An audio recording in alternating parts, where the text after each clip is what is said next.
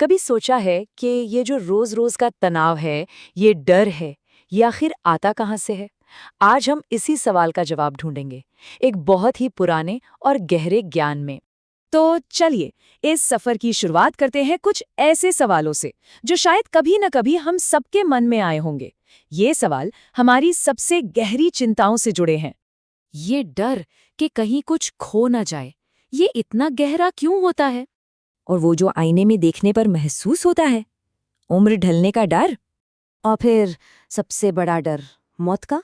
पता है, ये सारे डर, ये सारी चिंताएं, इनकी जड़ असल में एक ही है, एक बहुत ही गहरा विश्वास कि मैं ये शरीर हूं।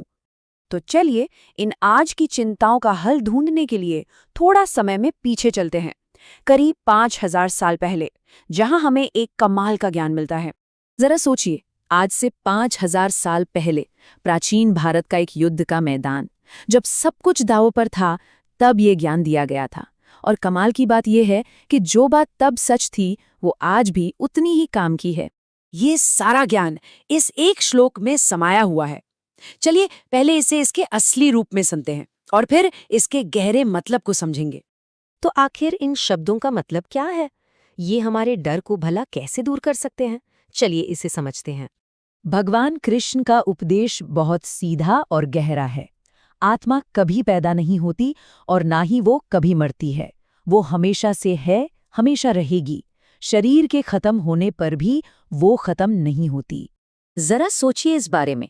बचपन से लेकर आज तक हमारा शरीर कितना बदल गया है ना? हमारी शक्ल, हमारी उम्र, सब कुछ। पर हमारे अंदर जो मैं का एहसास है, जो चेतना है, वो तो हमेशा एक जैसी ही रही है। इस गहरे विचार को और आसानी से समझने के लिए भगवद गीता में एक बहुत ही सुंदर और सरल मिसाल दी गई है। सोचिए, हम जो कपड़े पहनते हैं वो हमेशा नहीं रहते, वो पुराने हो जाते हैं, घिस जाते हैं, फट जाते हैं। हमारा शरीर भी तो बिल्कुल वैसा ही है, ये भी अस्थायी है। और जैसे हम पुराने या फटे हुए कपड़ों को बदलकर नए पहन लेते हैं, ठीक उसी तरह आत्मा भी इस पुराने शरीर को छोड़कर एक नया शरीर धारण कर लेती है। तो इस नज़रिए से अगर देखें तो मृत्यु कोई अंत नहीं है, बल्कि सिर्फ एक बदलाव है। ये तो आत्मा के लिए बस एक पुराने थके हुए शरीर को छोड़कर एक नए शरीर में जाने की एक बिल्कुल नेचुरल प्रोसेस है, ठीक वैसे ही जैसे हम कपड़े बदलते हैं। ठीक है, ये तो हुई ज्ञान की बात, पर इसका हमारी रोजमर्रा की जिंदगी में क्या फायदा? ये हमें अपमान या तनाव जैसी चीजों से निपटने में कैसे मदद कर सकता है? चलिए, दो आम सिचुएशंस के बारे में सोचते हैं जो हमें बहुत परेशान करती हैं। मान लीजिए ऑफिस में किसी ने कुछ बुरा भला कह दिया, या फिर सैलरी को लेकर, पैसों को लेकर एक चिंता हमेशा बनी रहती है। हमें इन बातों से इतनी तकलीफ क्यों होती है? क्योंकि हम एक गलती कर बैठते हैं। हम अपनी नौकरी, अपना पद, अपना बैंक बैलेंस, इन सब अस्थायी बाहरी चीजों को ही अपनी असली पहचान मान लेते हैं। और यहीं पर भगवान कृष्ण का उपदेश हमें याद दिलाता है, किसी इंसान की असली कीमत उसकी सैलरी नहीं है, ना उसकी शक्ल सूरत, ना उसका ओहदा। हमारी असली पहचान, हमारा सेल्फ, इन सब से कहीं ज्यादा गहरा है। तो जब हम इस दृष्टिकोण को अपने जीवन में उतारते हैं, तो आखिर में होता क्या है? जब ये समझ गहरी हो जाती है, तो हमारे अंदर एक जबरदस्त बदलाव आता है। हमारा डर, वो धीरे धीरे कम होने लगता है।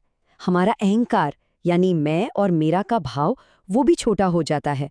चीज़ों से हमारा मोह, हमारी अटैचमेंट कम हो जाती है, और इन सब की जगह एक गहरी शांति ले लेती है। ये सोच में एक बहुत बड़ा बदलाव है। हम खुद को सिर्फ एक शरीर के रूप में नहीं देखते जो जीने के लिए स्ट्रगल कर रहा है, बल्कि हम खुद को एक शाश्वत आत्मा के रूप में देखते हैं, जो इस दुनिया में एक टेम्पररी एक्सपीरियंस ले रही है। और ये एक बोध सच में सब कुछ बदल देता है।